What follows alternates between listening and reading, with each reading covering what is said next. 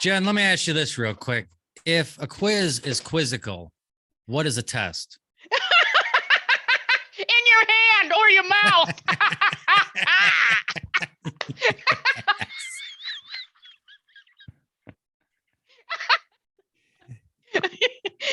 And we're back. Jeffy is back this week. Welcome back, Testicle Jeffy. Thanks for having me, Jen. Yes. Welcome back. Welcome to this episode of So Much JENergy. I'm your host, Jenny McKinney. And I'm here with my sidekick, Jeff Lee Jones. Jen, thanks for having me. Yeah, it's always good times. Good to be It back. is good. It's good to be back. I feel like the listeners missed you. I don't know about that, but last week I was editing a Jeff and Ron episode and a Sports Talk Sports full episode. Yeah. Of Sports Talk Sports. Sports Talk Sports. Yes. Can't wait. Yes. So stay tuned because we'll have some more information about that. Or if you're a member, it's in the bonus content of the member area. So if you'd like to be a member, feel free to go to somuchjenergy.com/member. And then we have the information on that page. Join us. Yeah. Join us. You get a free cup of Kool-Aid.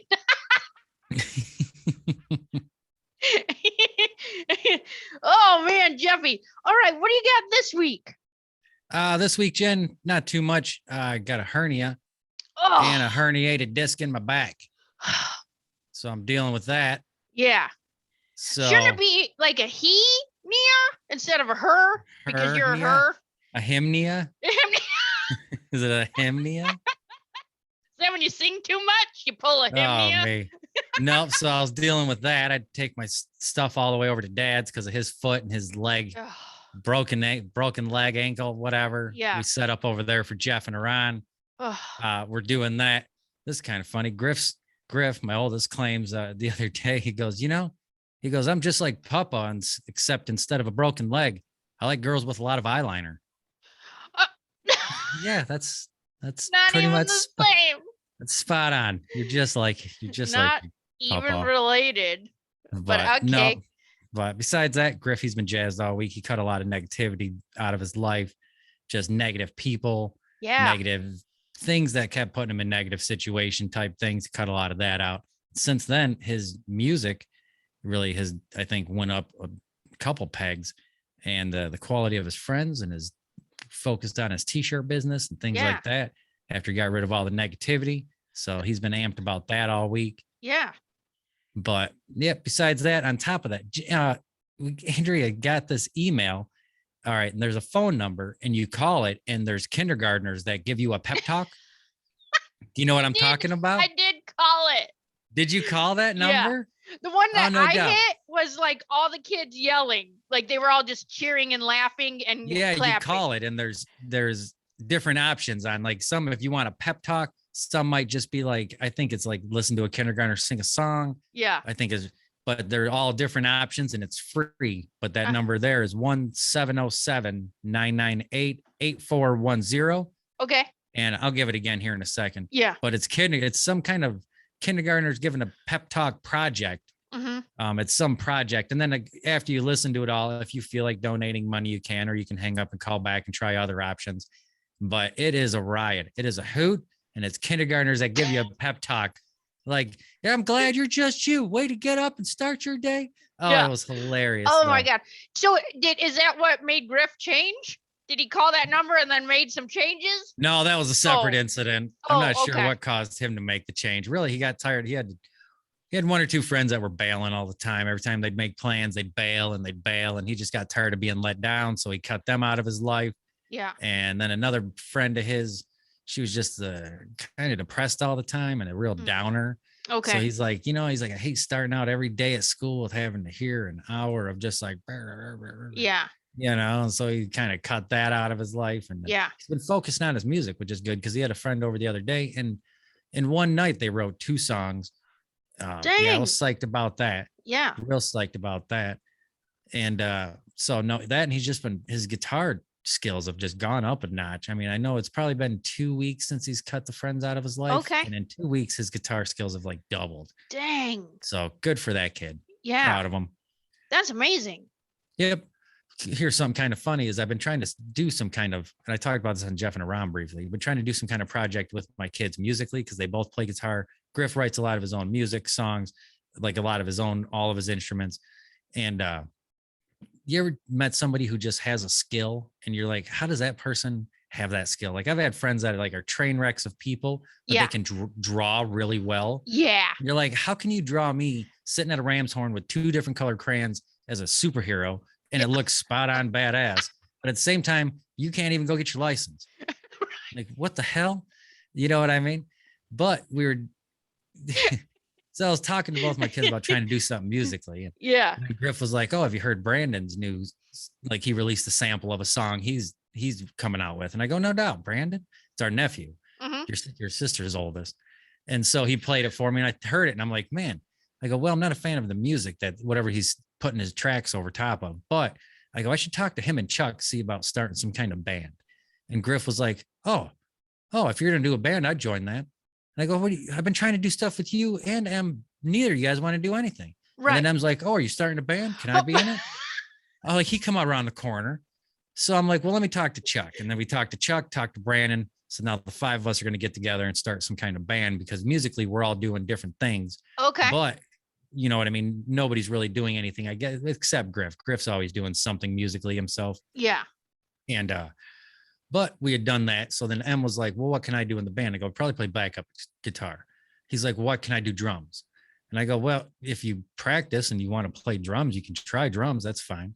So he went downstairs, he set up the drums, and Jen, that first night, he figured out how to play the drums. It was insane. And even Griff come upstairs twice that night. And he's like, how does he know how to play the drums? He's like, he's never even sat at the drums. He's like, the drums haven't even been set up for most of that kid's life. How does he just set the drums up, Dad? And he's all of a sudden starts playing and he's good and he knows what he's doing. He's like, how does he even do that? He's like, Griff's like, those drums have been down there. He's like, I've messed with them here and there. Yeah. He's like, but I'm not a drummer. Yeah. I go, yeah, neither am I. I've tried to drum, but I'm not a drummer either.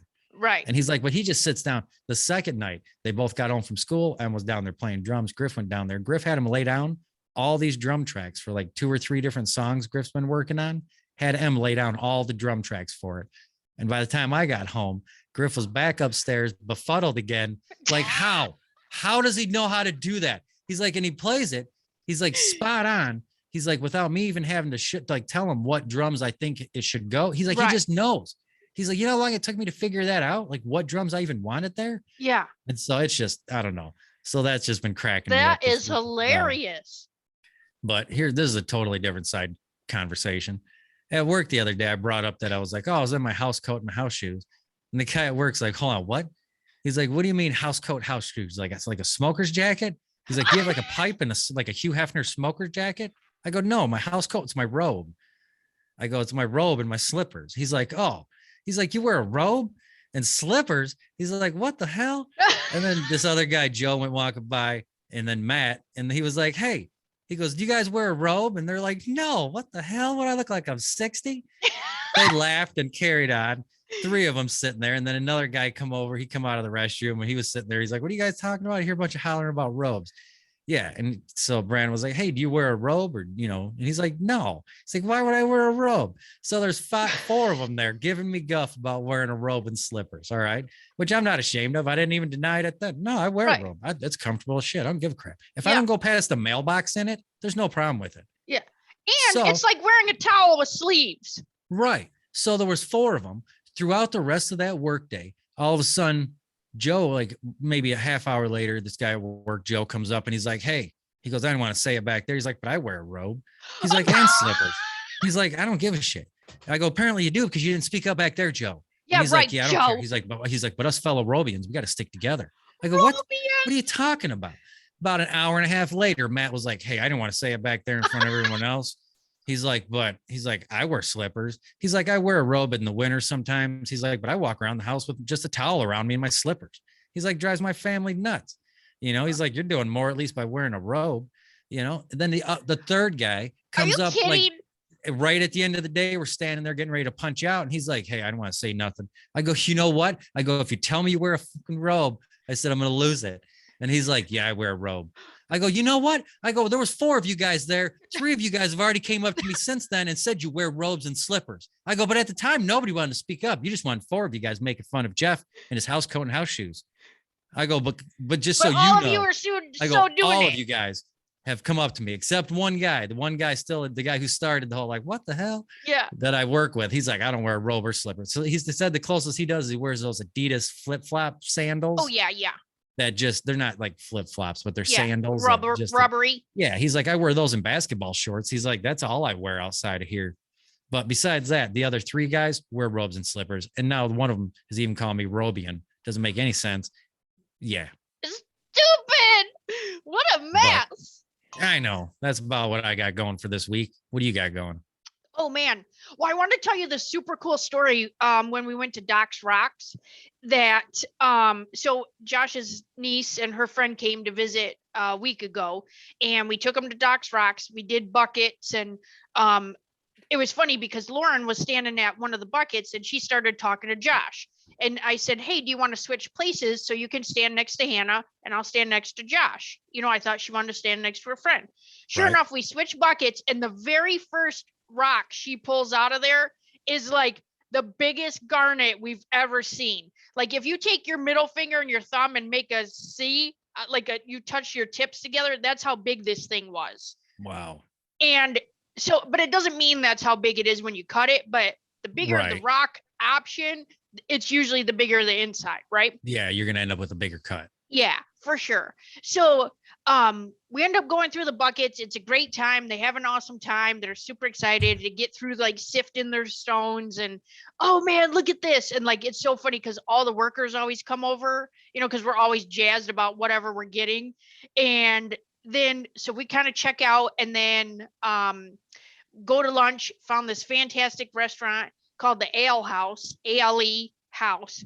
Had the best bison burger. Do you eat bison? I probably would. Oh yeah, it's just super lean. I couldn't tell you if I do or not. But it's like a lean red meat. I'm a fan of most red meats. Yeah, it is. But I think sometimes if you don't cook it right, like it gets super chewy and tough. But this was like fall apart, melt in your mouth. Best burger I've ever had in my life. And so that was phenomenal. Then we go over to Doc's jewelry store. Okay. So this is where he's going to cut the rocks. You can get your own stones cut. And Hannah had like this gorgeous purple, like it was white into purple into dark, deep purple. Nice. And she was going to get it cut. So we were over there, and I love talking to Doc about rocks, right? Like I ask him the most random questions, and he, you know, I'm asking him like, what's your favorite stone? What's your favorite cut? What do you love to do? You know, and then I bring other stones that I have not purchased from there for him to look at. Right. So I asked him, what is the largest stone you've ever cut? And he said that a 15-year-old came in and bought a bucket. So what he does is he has mining facilities like in different states. And so whatever they're mining for, they give him the extras. Like he buys the extras, and then that's how you get the buckets. So 15-year-old kid comes in there, does a bucket, brings him this ruby to cut. He cuts it, and he was telling me, like he was telling all of us that he doesn't like to cut very large stones because it takes more equipment, like, you know, jacks up his blades. He's got to keep moving it and things like that. He ends up cutting this 10-carat ruby with only one inclusion. Okay. What's an inclusion? So like, you know, like it's like clarity, like how clear is it? You know, and if there's like any cracks or so one little inclusion, which is like I don't want to call it like a mistake, but like it for being flawless, it just had one little spot in it. Like a hairline fracture? Kinda, yeah. All right. So at the bottom of it. So Doc cuts it, calls the kid and says, look, I'm not sending this in the mail. You have to come back and pick this thing up, and I want you to take it to get it appraised. I'm not appraising it. So the kid goes and gets it appraised. How much do you think it was? 18 grand. $115,000. Woo. Shoot. So, right? 15-year-old, their family freaks out. They come back and pick it up. They're, a few hours away. And the kid ends up selling it to a doctor who put it in a museum over in Raleigh, North Carolina. Nice. Yeah. So nice. What do you end up getting for it? $115,000. Oh, nice. What it was appraised. Oh, I just got chills on my neck. Excellent. Wow. Dang. Can you imagine just like getting how much ever, I think it's like $30, $40 a bucket, and then you get your stone cut, and then it's like you basically hit the lottery. Yeah. Heck yeah. Oh my God. Like you just can go, well, I would say buy a house, but not in this market. You could buy a tiny house. Right. But you're 15 and just come into $115,000. I mean, dang. Yeah. But yeah, he has some other like amazing stones there. And he had a whole trailer. He went to this one house. This lady had a bunch of stuff in her basement, like shale, and it was all fossilized. So he let us pick pieces out of the trailer for like $1 a piece. Dang. Oh man. Yeah, so cool. But I got some like really cool. He has like little $5 bins and stuff there. Can you see this one? Like, oh yeah, that's fairly big. It's like a whole cluster. It's like the size of an almond joy. Yeah, I would say like the half piece. Yeah, it's like the half of the almond joy. It's about that big. But look, it's like a whole bunch of clusters, and this is it's for like communication. So, super cool. Nice. Oh man, I just love talking to him about stones and like the scientific properties and how does it change from this to this, and it starts as this, and then, oh man, woo, good times. Yeah. And then, like I told you, we did the Tony Robbins seminar. I'm gonna have to wait and because that's gonna be like a whole other situation. I gotta like get my notes together, and I'm still processing all that. You know what I mean? Like.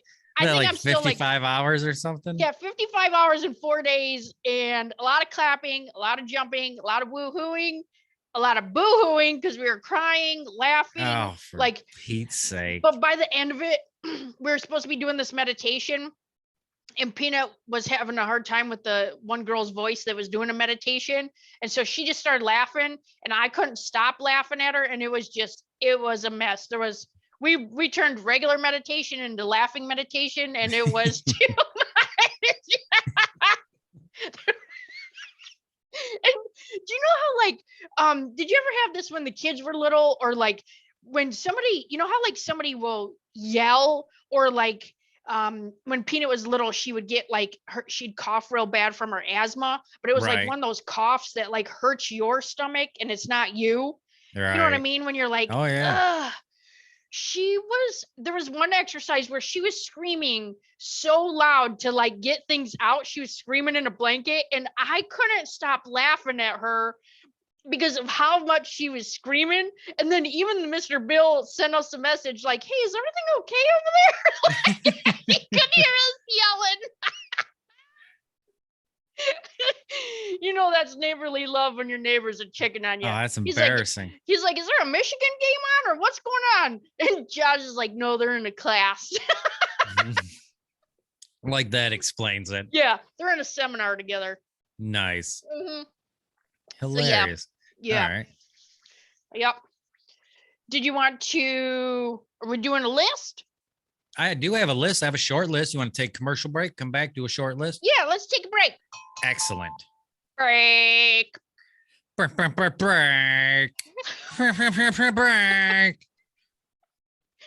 I want to talk about Jeff and Iran. Yeah. Because I've been editing it. But I don't want to give too much away. Yeah. But god dang, you're dead. Yeah, but at the same time, like if they're not a member, this is what they're missing out on. I know. Yeah. I know. Yeah. But, all right. Maybe I'll talk about some Jeff and Iran real quick. Okay. Also, yeah. Well, I'll talk about it when we come back from break. All right. Come back from break. And we're back. Good times. Good times, Jen. Yes. Super quick. I wanted to share that I have listened to the episode of listener emails. So I think it's 127. I think it's episode 127 that is listener emails. And when you are laughing so hard that you're like wheezing, because didn't you have pneumonia? Yeah. Yeah. But you're like wheezing and I cannot stop. I've listened to it. I had pneumonia that week. That was like the week before I had a hernia. Yeah. Yeah. Oh, too much. Yeah. Jen, you know, there was this, I've been editing on episode 3 of Jeff and Iran. And there's a spot in there where your dad, where Ron Jones, he can't even keep it together. Are you serious? Yeah, it got to that point. And then he's like, all right. He's like, well, I want to see how you're getting from there to here. And we're talking about the history. We do the history of, the lava lamp. Yeah. And he's like, oh, what do you know about the history of the lava lamp? And he's like, oh, I don't know much. I didn't look any of this stuff up. What do you got? And I go, all right. And it's funny because the history of the lava lamp, in the beginning of it, it starts out with a gentleman sitting in a pub.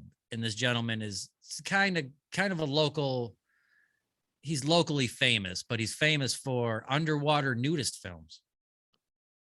Oh. And so when I said that, your dad lost it. He's like, hold on. He's like, what in the F does that have to do with the lava lamp? He's like, how are you getting from there to here? Oh my gosh. That episode though, it was too much. And I'm excited because the episode prior to that, we compiled the list of fantasy sidekicks for Ron Jones. Yeah. And I even kept pitching like, hey, if you get up in the morning and you know, that day you're going to have some action, a little bit of adventure, you're going to meet up with your sidekick. Yeah. Who are you meeting up with? And so we have compiled the list. And then this third episode, we bracketed it all down to just one, Jen. Okay. Guess who it was? You got to listen to find out. Yeah, there's no way I could tell you. I can't tell you that because but his reasoning between trying to choose between two people my God, was too much. Oh. It just was too much. His reasoning, like, well, I got to go with this guy because of this. And it makes no sense except to him. I'm so excited that he loosened up. You know what I mean? Like, because it was the first episode, and like even recording it, he was like, that was a lot of fun. That was a good time. Yeah. And it was because we just had conversations. Yeah. I got it to where that was the intent of the whole thing. Yeah. But I got him to where he's just conversationally talking about each subject and asking questions and throwing things out there. Yeah. And like I told him, it is stuff because he does the research and takes the notes. Right. You know what I mean? It's stuff he's already heard or read or found out, and just his twist on it. And it is cracking me up. God. But I did have this list, and I was going to use it on there, but I didn't get to it. Okay. On there because of his fantasy sidekick. Okay. But I have a list of 6 medieval era inventions that have changed the world. Some of them are still around today, but these are from the medieval era. Okay. These are inventions that, because of these inventions, we had huge booms in other technology. Gotcha. Okay. And some like, and what time frame would that be? What do you mean? The medieval era? Yeah. 1200s. Oh, hell. Maybe. Okay. I could be wrong. If I'm wrong, I'm going to edit that whole sentence out. It's okay. I'm not doing that to test you. I'm just asking because if somebody's listening and doesn't know. Hang on, because I'm looking it up. I'm going to have a legitimate answer.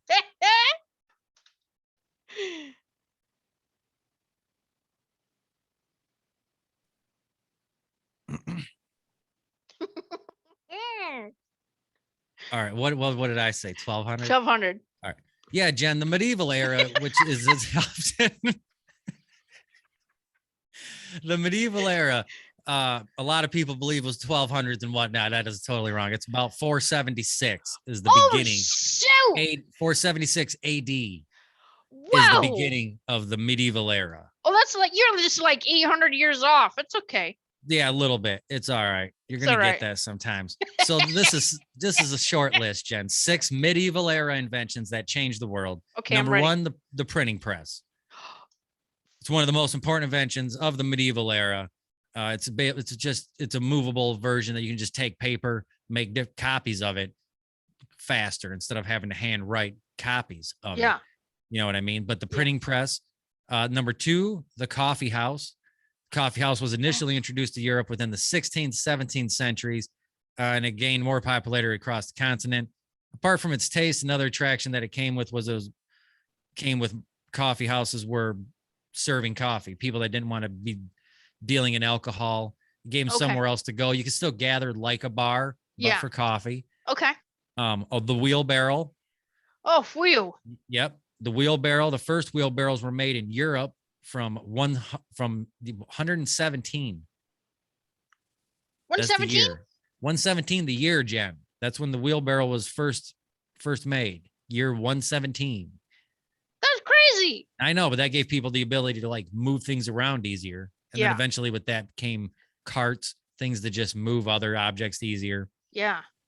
Because of the wheelbarrow. Number 4, eyeglasses. Eyeglasses, those gained popularity in the late 13th century. Shoot. Eyeglasses. Yep. Number 5 was paper money. Paper money was invented during the Middle Ages, still very relevant today. Use of paper money originated in China and was a replacement for the metal that people used as a means of exchanging goods and services. So, yep. Number 6, the last one, mechanical clocks. You know, I was going to ask you that after this list, like when was time? Like when were clocks? Yep. Until the medieval period, it says there was no accessible or accurate way of measuring time. In those days, people relied on natural phenomena such as hourglasses, the movement of the sun, and calibrated candles. The first mechanical clocks were large devices made of iron, a lot of gears. They were built typically on church towers or on the communal towers of different towns. These clocks didn't have a dial, but used bells. They were publicly available for everyone to see. People simply had to listen to the chime and count it. So every hour it would have that number of chimes, and you would know. You'd be like, well, I just heard it chime 7 times about a half hour ago. It's about 7:30. Can you imagine not like you have no concept of time, and then all of a sudden, like you're getting like I feel like that's when the first stress started. Yeah, that's a horrible invention. And now that I'm thinking about it in hindsight, the invention of time. Yeah. It would have seemed like it's easier to go on such things like natural phenomenon and candles, hourglass. Yeah. Yep. Oh, man. Yep, 6 medieval inventions that changed the world. That's pretty cool. Yeah. I like you got eyeglasses. Yeah. Well, because your looking holes, your looking balls don't work. Say it, right. Jen. 4 eyes. You were gonna call me 4 eyes. I know you were. No, Robian, calm down. I put my robot so quick, my house shoes. God dang, I will. You're busy with the heated vest and a drug rug on right now. I do have a drug rug and my heated vest. Hilarious. I can't believe you could tell that's a heated vest on me. It is. I got it on medium right now. Medium. Well, does it have a schmedium? Schmedium? No. Oh, I know some people that wear a schmedium, usually at the gym. You know, that means too. Oh no, I wear an X medium. X medium. XSM? Extra medium. Small medium. Nice. All right, Jeffy, you got pep in your step this week? Jen, you know I do. Pep in my step, honestly, this week. Because of my hernia, I've just been way looking forward to finally seeing a specialist, and that happens tomorrow morning. All right, get your head out of your ass. Putting pep in my step this week's ibuprofen 800 and seeing a doctor. I sleep so miserably. It's so horrible in the morning. It's horrible sitting down for long periods of time. Like, yeah, I hear you. What did they tell you where it's at? Or no, because you didn't see anybody yet. I have a right hernia, and they're not sure what's going on with the left, but the left is what's causing all the pain in my leg. Did they say like where it's at though? Like, like on your vertebrae? Oh, the herniated disc? That's at the bottom. The herniated disc is at the way bottom. Oh, yeah. Yep. Well, because I'm asking, because when I had surgery, it was L4, L5.